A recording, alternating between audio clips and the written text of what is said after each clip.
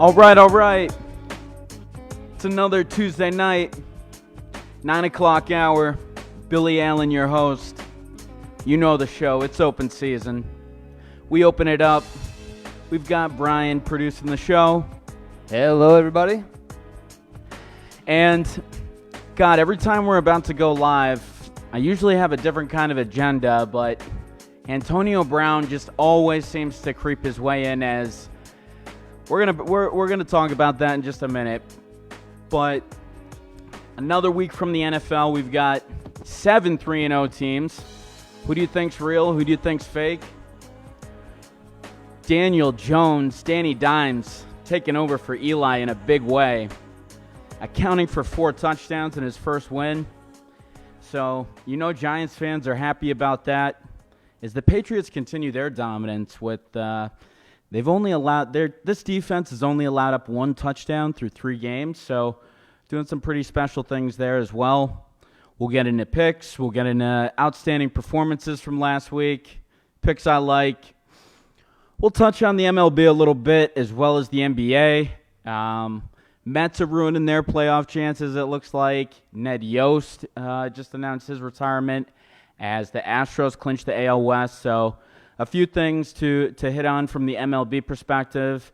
And as we start to preview the NBA here a little bit, we'll be talking about LaMelo Ball. Could he potentially be a number 1 pick? But as we set the table, let's get into things from this weekend. And let's start out with Daniel Jones mania. Brian, did you happen to kind of catch what Daniel Jones did over the weekend as far as his performance? I know that the Giants won, and he had a pretty good game.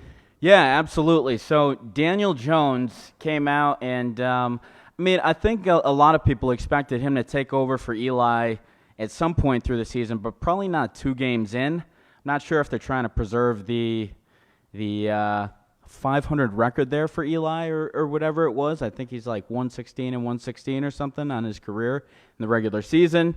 So it was interesting timing. But anyway, Daniel Jones, 6th pick out of Duke, came in there. He used his legs. Willie McGinnis actually was quoted by saying if Eli was in, he probably would have been sacked about 11 times in the game. So crazy to see a quarterback actually be able to scramble a little bit because we know the Mannings, never really the type of guys who get out of the pocket. So Daniel Jones running for 2 touchdowns, passing for 2, no interceptions, over 300 yards, and a victory. You could see Saquon Barkley, who actually had a high ankle sprain in the game. He was jumping up and down on his, jumping up and down, and, it's like they got freed from jail. So new times for the Giants, and, it just happens to be where their stud running back gets hurt as well. So, but the Daniel Jones era has begun, and it's off to a fantastic start. One of the best quarterbacks for the week, fantasy-wise, as well as just actually on the field, which some people care about as well. So the Patriots' dominance continued as well. Got off to a 30-0 start on the Jets, and Jarrett Stidham threw a quick pick, which made him the quarterback who's thrown for the most touchdowns this year against the Patriots. You can thank that stat from Mike and Medford. Big fan of the show, but it's crazy that actually none of the quarterbacks that have faced the Patriots yet this year have thrown a touchdown, which is just a testament to what this team has been able to do, and just a lot of turnovers through the first couple games. Jamie Collins, 2 picks already. Devin McCourty, 3 picks already. So 2 guys that are playing absolutely incredible. And Jamie Collins really doing everything. 2.5 sacks. I think he's got 6 tackles for loss. So Jamie Collins really doing kind of what we expected him to do as Pats fans years ago. Tom Brady's off to a really hot start too. 7 touchdowns, 0 picks. Last year through 3 games, he was 644 yards, 6 touchdowns, 2 picks. 93 rating. This year through 3 games, 911 yards, 7 touchdowns, 0 picks, 8.5 yards an attempt. So Tom Brady's been stretching the field a bit, and obviously we had Antonio for 1 game, but really didn't matter against the Dolphins. So Tom Brady, performance at a pretty high level, and I think the question that's on a lot of people's minds is how good is this defense going to be against good competition, as well as how do they rank it as one of the best defenses in the league. And when you start to stack them up, you look at Chicago really as having that championship caliber defense, but they've got a huge question mark at quarterback with Mitch Trubisky because one week it's zero touchdowns, a bunch of interceptions. Next week it's, this week it was 2 touchdowns, 0 picks, and they ended up pulling out a win. So, you just don't really know what you have over in Chicago because they don't have the offense. And from the Patriots' perspective, they were able to put 7 great games together at the end of the year last year, but haven't really gone up against great competition this year. So that's kind of the criticism that they're facing right now, as the offensive line is looking a little bit weak. The running backs, if you're going to find some sticking points on the Patriots, they really haven't been able to find a whole lot of running room. And Sony Michel had 9 carries, was bottled up for only 11 yards this weekend. So Pat's being able to do a lot of damage in the air, but the offensive line, it definitely hasn't been as strong as it typically has been in past years. So kicking around to other people in the league, and also looking ahead to the Bills, who are 3-0 this weekend. Josh Allen, it's just been him and Frank Gore. I mean, Frank Gore is 36 years old. I don't even understand how this guy is still in the NFL, let alone producing at a level he's already had like 66 carries or so far this year. So, Frank Gore, that guy could barely even make it through. That guy had serious knee injuries in college, and now he's 36, still playing, still contributing, and still someone that the Patriots are going to be facing next week. So, and then the Bills with Tre'Davious White. 2 picks in the game last week, and really just been an absolute shutdown corner. They've had a top defense all year, so you kind of got to start to figure out if the Bills are real or fake. And, we've typically had this where they get off to a good start and come crashing back down to earth. So we'll see what happens this weekend as we touch a little bit on, the Cardinals this weekend. So some more news from the weekend. Cardinals cutting Michael Crabtree pretty early on into his stay. Only 3 games. So remember he refused the contract with the Ravens or something like that. And I don't know. This is a guy that I think he was the number 2 overall pick. He's just never really been what people ever thought he was going to be. He had a couple productive years with Kaepernick, but Michael Crabtree still out there on waivers if you're an NFL team looking for someone. Maybe if you're looking to replace a guy like Antonio Brown. But Jalen Ramsey also still untraded. So a lot of people, and we sat here last week, a lot of people thought Jalen Ramsey was going to get traded before the weekend, and he played Thursday night, and then when he came to practice this week, he decided to say that he's sick. So situation over there still looks like he's probably going to get traded at some point. Sounds like the Jaguars are looking for 2 number 1 picks out of that, where they might have to settle for a first-round pick and a second-round pick or kind of come down off that asking price. But seems like they're going to be moving him. Dalvin Cook just continues to carry along Minnesota as Kirk Cousins is kind of looking like an $84 million game manager, honestly. They've really just been handing off to Dalvin Cook. Dalvin Cook's gone for 100 yards and a touchdown at least in the first three games of the season. So we've seen what he can do as he gets healthy. And, as far as 3 players who are really on the up this week, Russell Wilson goes for 406 yards passing, 2 touchdowns, 51 rushing yards and 2 touchdowns. So he came back and put up about 45 fantasy points. Keenan Allen pulled in 2 touchdowns, and Mike Evans came back on the radar in a big way and pulled in 3 touchdowns. So 3 players that were really up this week. Then I'll give you 3 down. You had Chris Carson, the back for the Seahawks.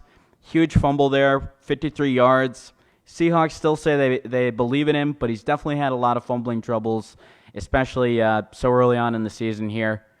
Baker Mayfield, a lot of people's preseason MVP pick. 18 of 36 this weekend for 195 yards, 1 touchdown, and 1 pick. He just hasn't been getting it done this year. It's crazy. And then Stephon Diggs, really part of that, as they've been handing off more to Dalvin Cook, only three targets this weekend. So Stephon Diggs with 3 catches and 15 yards. And if you're a Stephon Diggs owner, you definitely thought he'd be getting a little bit more action than that.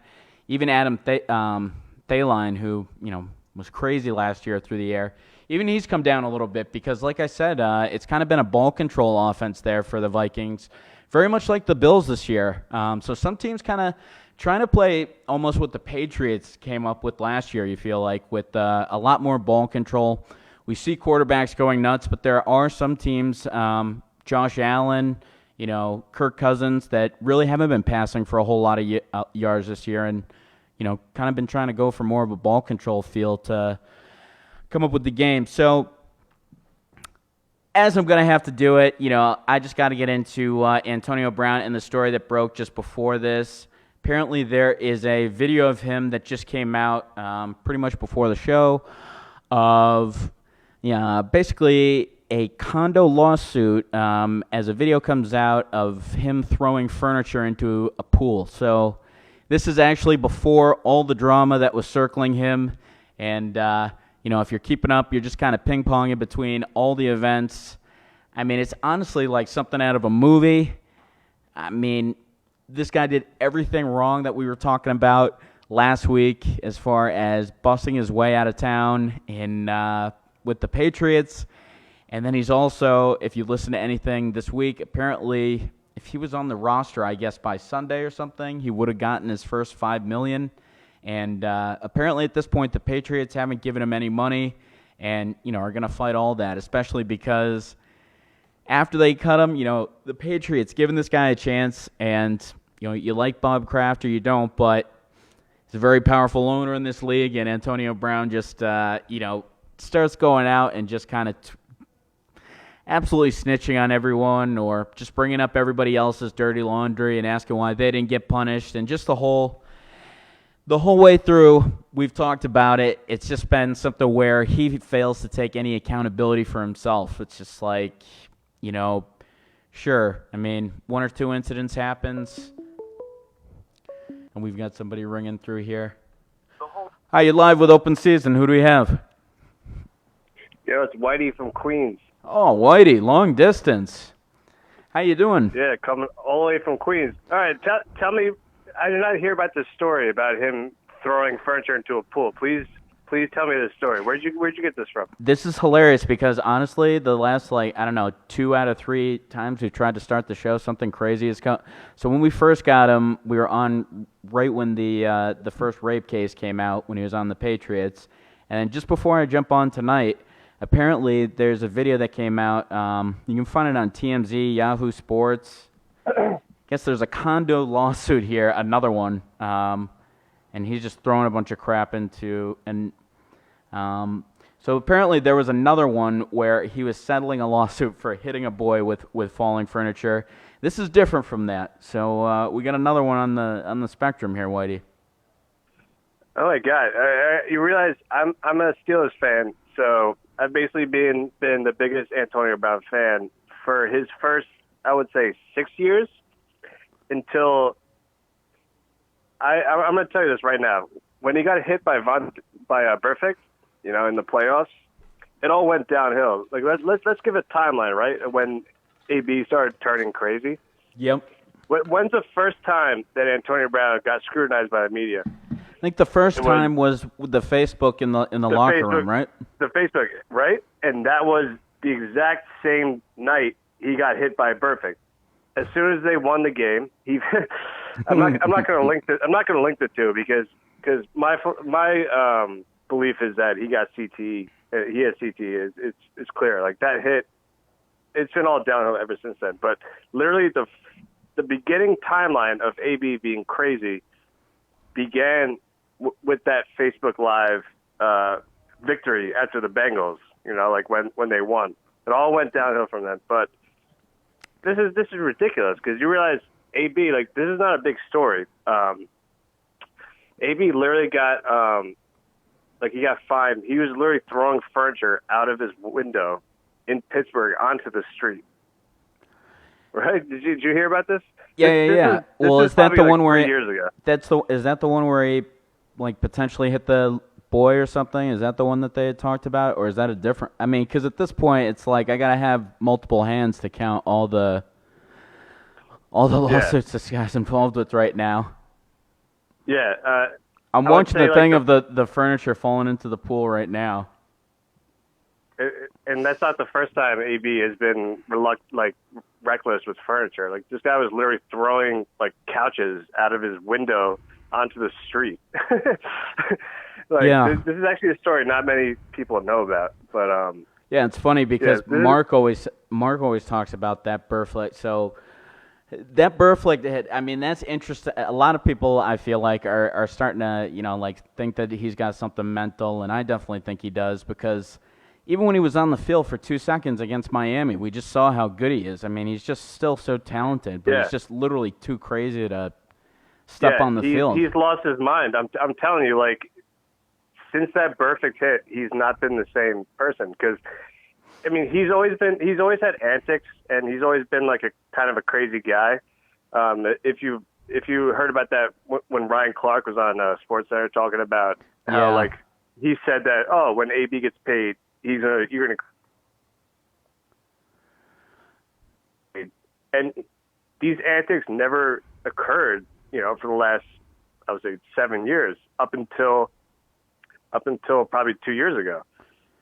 So I mean, let me ask you this. I mean, you're a Steeler fan, and a lot of people were saying you get rid of Antonio Brown, you get rid of Bell, that gets rid of a lot of distractions, and maybe you guys are better without the two. Now that the two are gone, how do you kind of feel, Whitey?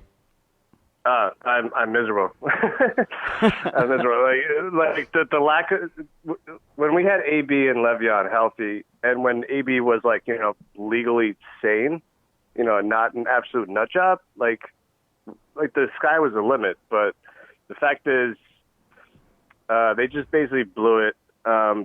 I think it was addition by subtraction with AB, because AB was like dude's absolutely out of his mind. I really think he got CTE. Yeah. From that perfect hit. But I think the Le'Veon, it was just a contract dispute. If we had Le'Veon, I think it would be a lot better. But what I would like to say about AB, do you think AB is the biggest case of the Madden curse ever? Because he was literally on the Madden cover last year. That is a good question. I mean, honestly, I'm thinking of quick ones off the top of my head. I mean, I think the Michael Vick one was pretty bad. I think he got hurt for a while.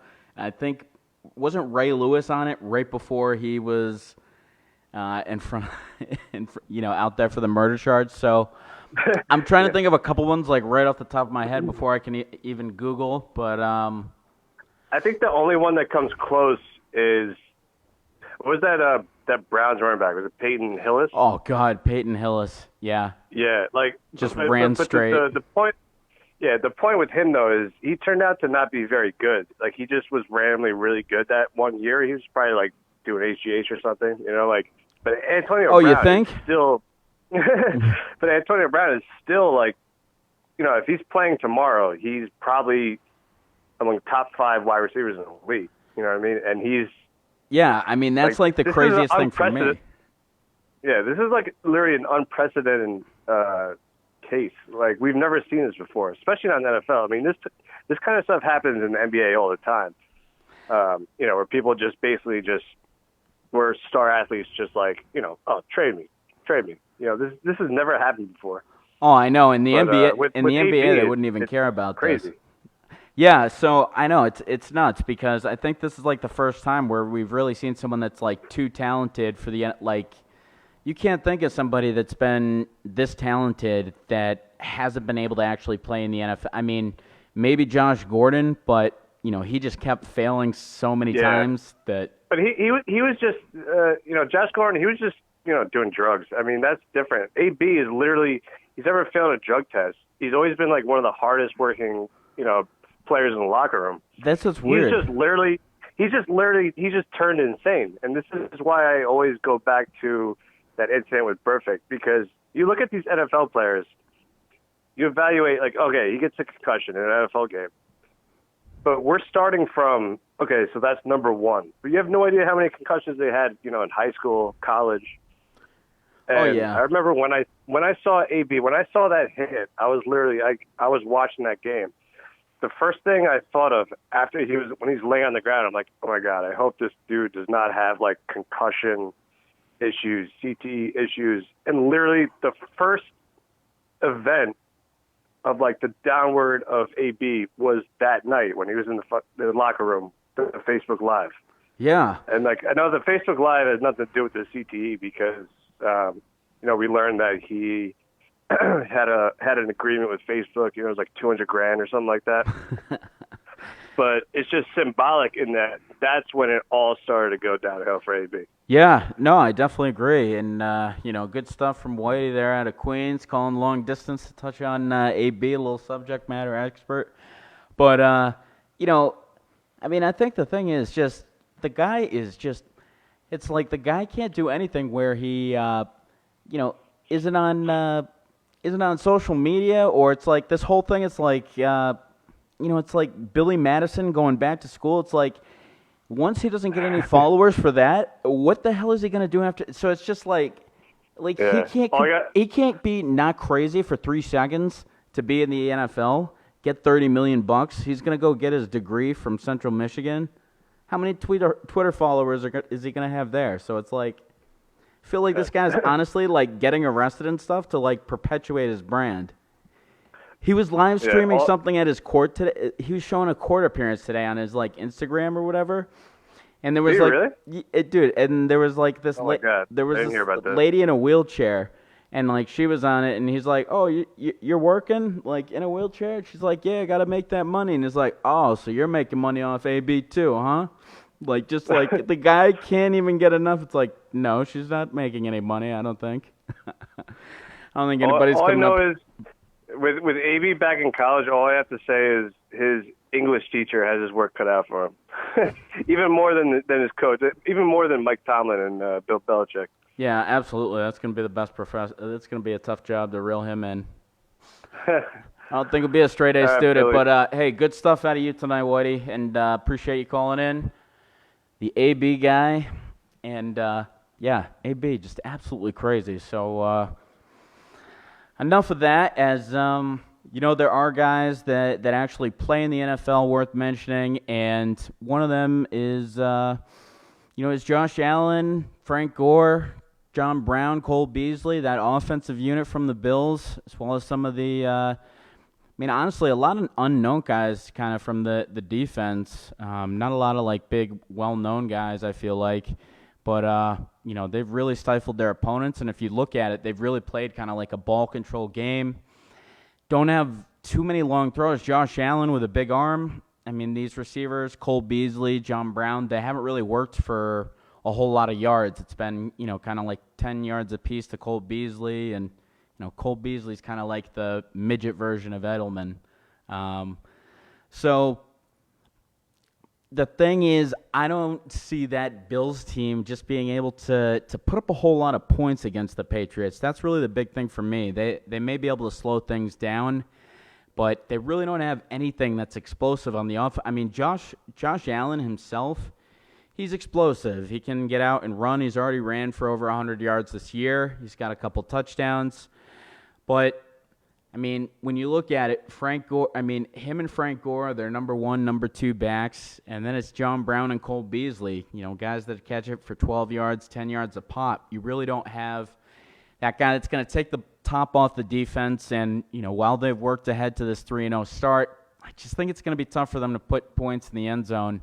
So, the spread is only 7 points for the Patriots, who have been just getting, we almost had close to triple-digit spreads by the way things were working. God, they're hitting every single huge one, too. So this one in Buffalo, Bills Mafia, all that, all the elements, But 7 points, I think you got to hammer the Pats on that one.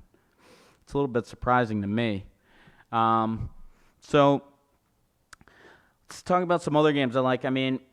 Patrick Mahomes is absolutely going insane. I saw this stat today that he's already thrown for 38% of Troy Aikman's touchdowns over his career in 19 games. This guy had 50 touchdowns as a rookie, and it looks like he's only getting better than that. I think we actually have a clip too that we can play.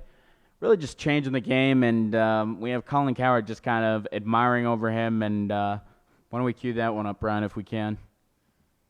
And he is putting up numbers that are frightening. They're the only team I've ever seen at the midfield stripe. It feels like they're in the red zone. That's the red zone for them. Everybody else, it's 20 and in. For Chicago, sometimes it feels like 6 yards and in. For Kansas City, midfield is the red zone. Think about this. Their last 2 second quarters, these are just the second quarter. They've scored 51 points, had 480 yards, 6 touchdown passes, and a completion percentage of 77. That's just in their last 2 second quarters. This is why Belichick went out and rolled the dice on Antonio Brown. Think about this. The last 6, 7 quarterbacks he has faced. They can't move the ball in New England. They can't move the ball. Phillip Rivers could not move the ball. Jared Goff and Sean McVay could not move the ball. Sam Darnold was playing great the last 4 or 5 weeks of the year. Played in New England. Could not get first downs. Nobody moves the ball. Patrick Mahomes plays them and scores 24 points in the fourth quarter. In hail. It was hailing. Belichick at that point said. Yeah, so, I mean, you just got Colin Cowherd really there, putting it kind of the way that I think you can, where Patrick Mahomes can make every throw. He doesn't have to even look at his targets in some cases. And it's honestly like he doesn't even need the weapons that have been put around him there in Kansas City. He doesn't need Tyreek Hill. He doesn't need all these guys that he has. He throws them open. He hits these guys right in the chest, throws guys open, throws to the open guy. I mean, he really plays fundamental football and makes all of his reads. I mean, just incredible in the pocket and, just absolutely. His arm is just, an absolute cannon, and he's not one of those guys who looks to run first. You really can't say enough about him, and it just feels like every game you look at the box score at the end of it, it's usually 400 yards and 4 touchdowns and 400 yards and 3 touchdowns. So it's definitely made things, and to the point there, the Patriots, who had game planned against Kansas City to hold the ball, don't let them score, everything worked to an absolute T until Kansas City actually got the ball one time and was able to move it. And it's just like, they were able to put up 24 points in that fourth quarter. And, going into a fourth quarter against the Patriots, you would never even assume that that's something that another team could do. So, it's kind of like you can never count them out. And even when they lose games like 50 to 47. And that 47 that they get, they're like driving halfway down. It's just like they're never out of it. So you look at all these high-octane offenses that continue to bring guys on and continue to try to see if they can find the mix between running quarterback and passing quarterback. And, Patrick Mahomes, I think he's going to get signed to like a $200 million. I mean, this guy is just an absolute stud. You really can't say enough about him. I mean, it's tough even having him being in Kansas City because it's just like, it's almost like Ichiro. He's like so good you have to hate him. It's like there's nothing even really to hate about Mahomes. I mean, he just does everything perfect, really. I mean, he's good size, good awareness. I mean, quick throws, long throw. I mean, whatever you have to do. And Colin Cowherd actually makes a great point, too, that Belichick really never lets you beat him deep. And, he was throwing all over guys that had absolutely stifled some of those other teams like Jonathan Jones and, just guys that had stepped up their performance. And Patrick Mahomes just really never afraid to throw it either. He's got like a gunslinger mentality but doesn't throw interceptions. He throws it in that window but just throws it in that window every time. So it's like, through 3 games, this guy's already got 1,200 yards passing, 10 touchdowns, doesn't have a pick. I mean, it's literally like video game numbers. It's honestly like nothing can really phase this guy, and I don't think it's by any means a fluke. And I think everybody that thought maybe he was going to regress, I think he's probably going to have better numbers this year than his rookie year. So it does look like something where Colin's point is basically how years ago, if you had said, hey, the game's going to change and it's going to be this little 6'3" guy from Davidson. He's going to shoot threes from so far away that centers aren't going to be able to play. You'd be like, what the? But if you said now, there's a quarterback that's going to throw for 6,000 yards, 65 touchdowns. I mean, that stuff sounds crazy, but Mahomes, his first year, was throwing for, 5,100 yards, 50 touchdowns, and no-look throws, no interceptions through the first few games, 400 yards a game passing. I mean, it's just like the guy can literally do kind of whatever he wants. And he's got Travis Kelce, Tyreek Hill, some of the fastest, some of the biggest explosive weapons at their position. So it's just been crazy for him, and I think they're an absolute pick this week as well. They're going against Detroit, and I don't even know how at Detroit it's a 6.5-point spread. God, I would hammer the Chiefs. The Saints, too. Last week, I was kind of crapping on them, right? I was saying Teddy Bridgewater, don't really trust him as a backup. Doesn't really get tested too much. Teddy Bridgewater, actually, in his last 20 starts, in his last 19 starts, I believe, I think he's 13-6. So he has proven to be actually a pretty good quarterback when you actually look at some of the numbers, I think I just look at him as a guy that's so rusty or just hasn't really had it's been unfortunate for him, but he's had injuries, and he came out with a great performance. He really played a lot like Drew Brees, actually. He threw a couple touchdowns, didn't leave the pocket a whole lot, and, I really trust Sean Payton as an offensive mind in this league, so I think it's also with him, I guess there isn't as much drop-off as maybe I would have thought, or maybe they come crashing back down to earth. So, but I was definitely wrong on them as the Saints were led to a win over the Seahawks, a pretty good back-and-forth one there with, like I said, Russell Wilson went crazy. But Saints ended up going behind Teddy Bridgewater and coming out with the victory. So definitely always got to say when I was wrong. And how about this? Baker Mayfield is completing about 50% of his passes this year. 5 interceptions through 3 games. Everyone's kind of preseason darlings, those Cleveland Browns that were so cute and cuddly. And so many stars, so much flash. Rookie coach. And, they're 1-2. They go on the road this week against the Ravens, too. A huge spot for them because, they fall off to 1-3. Sure, you can dig your way back, but some pretty competent teams in the AFC North. You got to assume that Baltimore and the Steelers are going to be pretty good challenges the rest of the way. And, just starting out 1-3, we talked about how important it was for this Browns team to start well. You start getting off to that 1-3 start, Odell's not getting his targets, Landry's not getting his targets. Baker Mayfield's only completing 50% of his passes. Yeah, maybe there's a reason why he was a walk-on at these schools. You just start to hear the whispers. So a 1-3 start for them, I think, would really devastate them. And like I said, they're on the road this week with a -7 spread. Ravens are favored at home by 7. And I think the Ravens are going to put together a win there. I think I don't know. This Browns team just seems, Baker Mayfield just seems like a completely different quarterback than last year. Last year, I remember watching him and just being like, his accuracy, my God, he just puts it right on these. And I feel like he's just way off this year. Again, it's only 3 yards. 3 games. We're not going to diagnose anything crazy, but he looks like a different guy this year. So, all that trash that he talked, now he's just kind of digging his way out. So,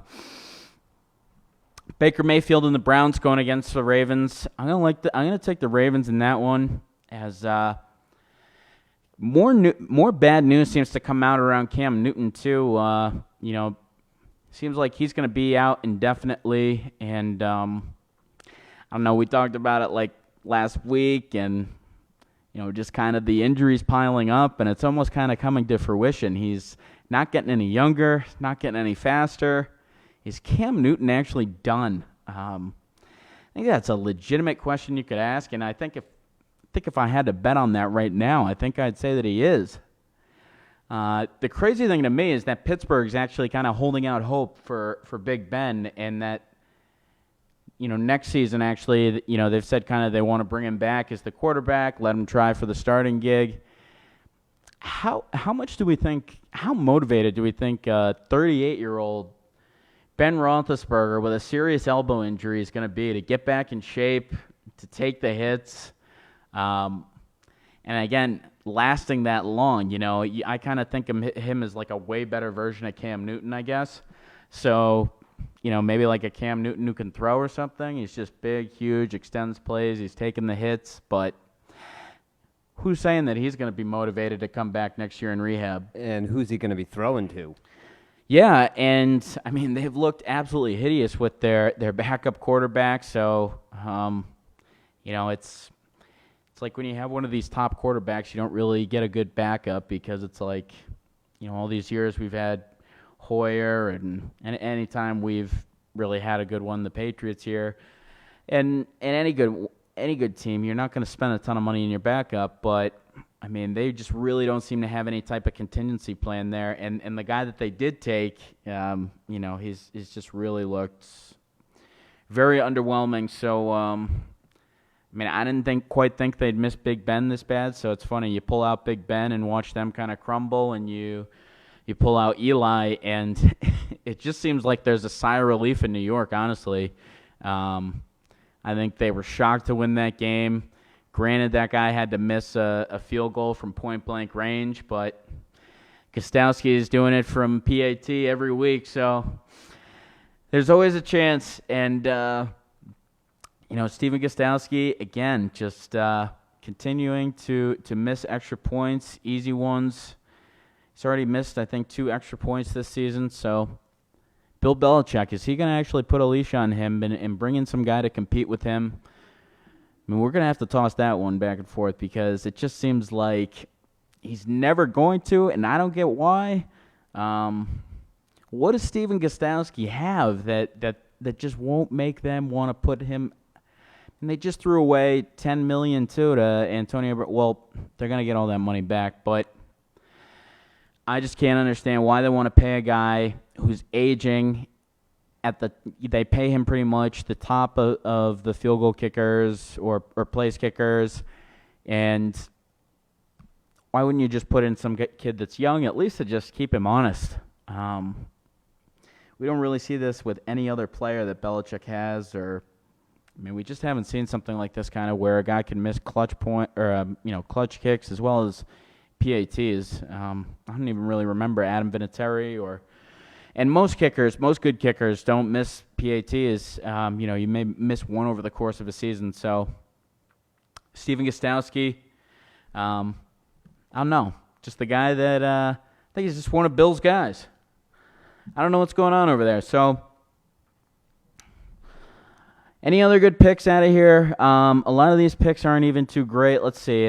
Let's look at this week. The Bengals are going against Pittsburgh, who I said has an absolutely putrid offense. Pittsburgh 0-3. It's only a 4-point spread at Pittsburgh. I like the Bengals to take them down. Philadelphia, Green Bay. Green Bay is favored by 4.5. I like Green Bay in that one. Philadelphia just hasn't seemed to be able to get things right under Carson Wentz. He just hasn't been as good as he was a couple years ago in his MVP form before he got hurt. So, I don't know. I've just kind of liked the way things have looked with Aaron Rodgers actually having a defense this year, and kind of seems like he's on an FU tour of his own. So, I like Green Bay to continue their good way, and for Philadelphia to continue sliding a little bit, slide down into a tough 1-3 spot. And then a lot of these are not anything too good. Seattle at Arizona. That one could be interesting. You've got 2 mobile quarterbacks, 2 guys that were both multi-sport threats. So maybe you get the quarterback appeal there, but I like the Seahawks in that one. So, actually, here's an interesting one. You've got Dallas at New Orleans. You've got the Cowboys favored by 2.5. I like New Orleans at that one. I think that's going to be the Dallas come back to earth game. At New Orleans, they're terrible on the road, but they're great at home. Their defense has actually been pretty good this year. And then just riding it behind Teddy Bridgewater, like I said, he's not anything great, but I think he can at least control that offense decent enough to get a win over there. So I think that's going to be your shocker of the week, I guess. I'm going to say New Orleans puts that first defeat to Dallas. So how about that one? And then let's just talk about a couple guys that I like that are on the rise. Sterling Shepard for the Giants. I was able to steal him just a couple days ago, before they made the announcement. But already in his first game with Daniel Jones, went for over 100 yards and a touch. Marvin Jones over in Detroit. And Philip Dorsett here in New England, if you're putting any stock into the Julian Edelman injury, he says that he's going to be good to go. But, if he ends up sitting for a week or two, potentially, Philip Dorsett could be someone that you may want to pick up. While Jeff Wilson Jr. seems to be the guy that's going to fill in for Saquon Barkley, or at least has been the guy who's gotten the touchdowns. And Frank Gore is probably someone you can pick up in your leagues as well. 36 years old, but still getting the touches, still getting the touchdowns. Not really doing it at a very efficient clip. Only 3.7 yards per attempt, but he's out there, and those are a couple guys I like that could potentially be on your waiver wire. Sterling Shepard was on mine, and I'm happy I made that move. So that's kind of the rundown of what I like this week, as well as a couple guys that you might want to stash. Now, Dalvin Cook with the Minnesota Vikings. A lot of people are talking about them kind of just, being able to hand off to him, and he's really been explosive so far this year. I think it would be extremely interesting if he was able to put down a 2,000-yard performance in this type of NFL, right, where you're almost throwing for 5,600 yards. We saw Adrian Peterson do it a few years ago, and by any means, I don't think Dalvin Cook is going to run for 2,000 yards, but just when guys get off to these starts, people start talking about it. And, Peterson did it in like 2011, 2012, but, that's probably going to be the last time, when you think about it, that's probably going to be the last time or one of the last times you'll see a 2,000, unless they expand to 18 games and, it all gets watered down, but is the 2,000-yard season dead?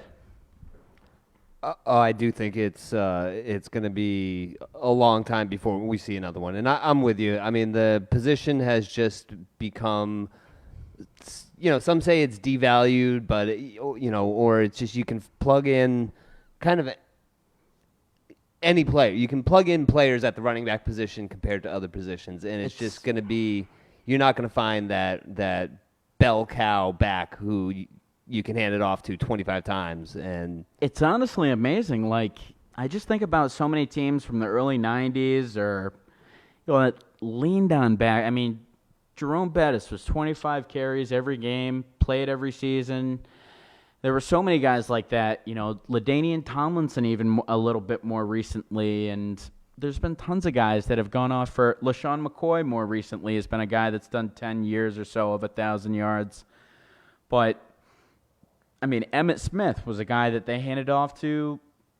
How many touches did that guy have every single year? Probably had close to 350 touches every year there in Dallas and wasn't really hurt. So it's almost like, I think it goes to the whole sports are just bigger, faster, stronger now, and it's like you just can't take we've seen guys like Larry Johnson out of Penn State when he was with Kansas City. He's probably one of the bigger backs you'll see, and that guy did, 2 years at peak performance before he broke down, and it seems to be that magic 350 attempt number is the number they were trying to keep guys away from. But I don't know. I think it's interesting what Dalvin Cook is doing with the Vikings right now, and especially just because they have a lot of aerial threats. Like I said, Stephon Diggs, Adam Thielen, they haven't really been using them, and it's kind of been they put all this money into like a aerial offense and have been handing off to Dalvin Cook. It'll be interesting to see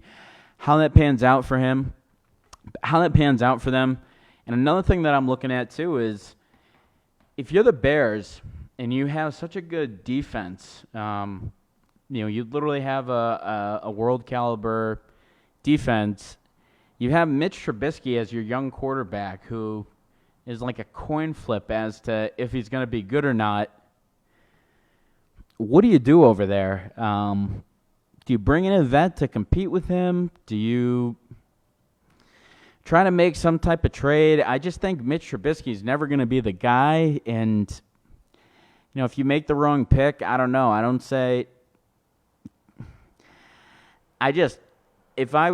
have nausea, I feel like, starting Mitch Trubisky every single week if I'm that team.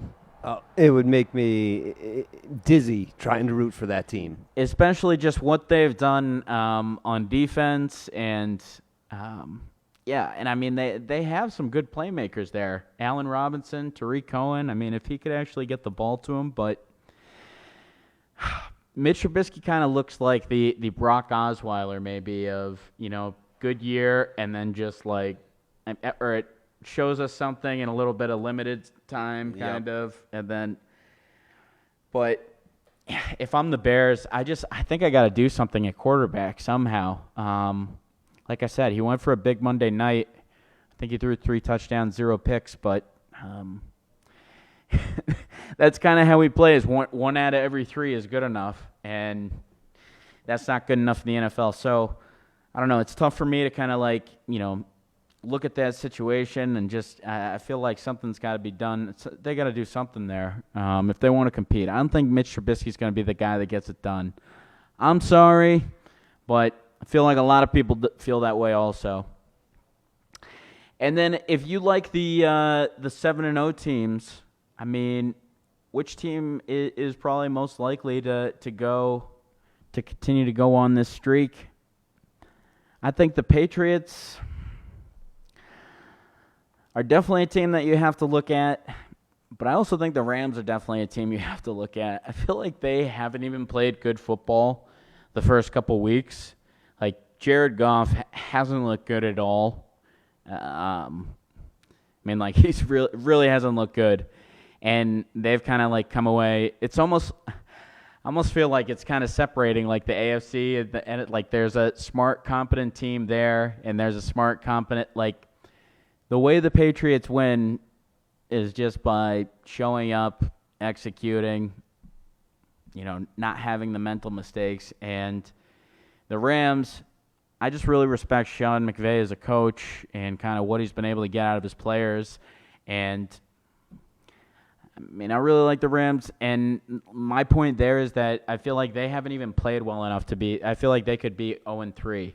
So those are the teams, too, that you typically watch out for because I think Goff's going to be a pretty good quarterback this year when it's all said and done. So I don't know. And then, like I said, I think the Cowboys, I think their streak's going to come to an end this week. The Bills, I think their streak's going to come to an end this week. But Jimmy Garoppolo and gang have things going out there in San Francisco. A young team, a lot of turnovers. On offense, but they've been good. They've actually had a young defense. Nick Bosa has been getting after things and changing things from a pass rushing perspective. So San Francisco, another surprise 3-0 team. And Dante Pettis catching a touchdown this week, kind of came back on the scene a little bit. It's been tough to figure out basically who's going to be the wide receiver who's going to break out of there. Marquise Goodwin or Dante Pettis, but Jimmy Garoppolo didn't even have a terribly great game either. So I'd say that's another thing for San Francisco is Jimmy Garoppolo hasn't even really played especially well yet this year. So for them to be 3-0, again, they haven't really played anyone too well. It's kind of like the Patriots case. That's the case that a lot of people want to make with the Niners right now. If you're undefeated or whatever, or if you're good, everyone's saying. So they haven't really faced anyone too good. So we'll have to see with that. But I don't know. Jimmy Garoppolo, off to a 3-0 start. But I don't know. He's just he just looks so injured. I would be shocked if this guy makes it through a season and is like I just feel like this guy cannot make it through an entire season. So we'll see if he can get the ball out of his hands a little bit faster, avoid injury. Guess I'll be interested to see what his stats would be if he played a full season, because I mean, you got to give him a little credit. He is 9-2 with Kyle Shanahan. They've been a pretty good pairing. So I mean, again, it's a small sample size, only 11 starts, but 9-2 with Kyle Shanahan. So is it Kyle Shanahan just coaching him up? Do they have a decent relationship? I don't know. I've kind of seen Kyle Shanahan as a quarterback whisperer, so maybe they actually cut bait with him this year instead of taking him on long term. And it just kind of goes back to just how amazed I am at how much money they gave to him right out of the gate. You look at the Colts and you look at Jacoby Brissett and how much money he ended up costing them at the end of the day. I mean, he's only $15 million on a year-to-year basis for them versus doling out $90 million. So just shows you there's different ways to skin a cat. You can get a starting quarterback in this league. And Jacoby Brissett putting together a very accurate day last week. I think he only missed 5 or 6 throws. I think he started out 18 of 18. So Jacoby Brissett was kind of getting a lot of crap, I feel like, as the starter for the Colts when Andrew Luck said that he was going to retire. But he's performed really well. I think the Colts are 1-2, but Jacoby Brissett's had a couple solid outings now, and I think people are kind of favoring the Colts this week. So we're seeing Jacoby Brissett actually look like he is looks like he's a starting quarterback in this league, I guess. Maybe not for a top team, but he's looked like a pretty good quarterback over the past couple of weeks. So 300 yards out of him, a couple touchdowns, and the 2014 Patriots quarterback tree is off to a solid start this year. So gotta like that. Let's see. Let's turn the page to MLB for a little bit. The Mets are just kind of tossing away their playoff chances and kind of losing down the stretch here. This has got to be an oh-so-familiar feeling for Mets fans. Pete Alonso, though, he's going to end up establishing the rookie record for home runs. That guy is completely unleashed. I think it's so amazing that you could be a rookie and hit that many the guy's never hit that many home runs at any level. I mean, hitting this many home runs, no one's really... But it's like the guy's probably never even hit that much at AAA, all that. It's amazing that you can come in, face live MLB pitching, and hit this many home runs in your first year. Absolutely incredible stuff out of him. And like I said, the Astros wrap things up for the AL West. Can't say enough about Verlander. That guy, second he left and went over there, he's been throwing for like a 1.5 ERA. It's like I thought he was done a few years ago with the Tigers, seriously. And guy's absolutely lights out. Now, here's something that caught my attention a little bit too, just because I'm such an NBA hound. LaMelo Ball, there's been some talk just about his play, his candidacy. There's been talk about him actually going as a legit number 1 pick this year after his year overseas. Some scouts talking about it. Looks like he could end up being a 6'10" shooting guard or something like that. I mean, he seriously looks like the perfect player for this NBA, where it's just like, give me the tallest shooting guards I can possibly have. Kevin Durant is just like a tall shooting guard, and that's kind of like the best thing you can be. And so he's got the point guard handles, and then he's got the shooting skills. So, but the balls, they all have such that so weird shot. It's like it works for them all in high school, college.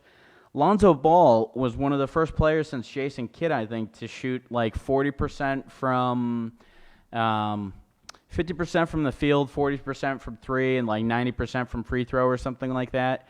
So, like, just to show you how efficient he was in college, and then he gets to the NBA, and I mean, his three-point shot's really been off. It was kind of what made him in high school and college, and he was amazing kind of from downtown. So I think we'll have to see does that ball shot, does that translate to the NBA? But my God, I would love to see LeVar Ball just yelling and screaming as much as he can. I mean, after the circus that we've had with Antonio Brown, I think something like that would be a little bit refreshing.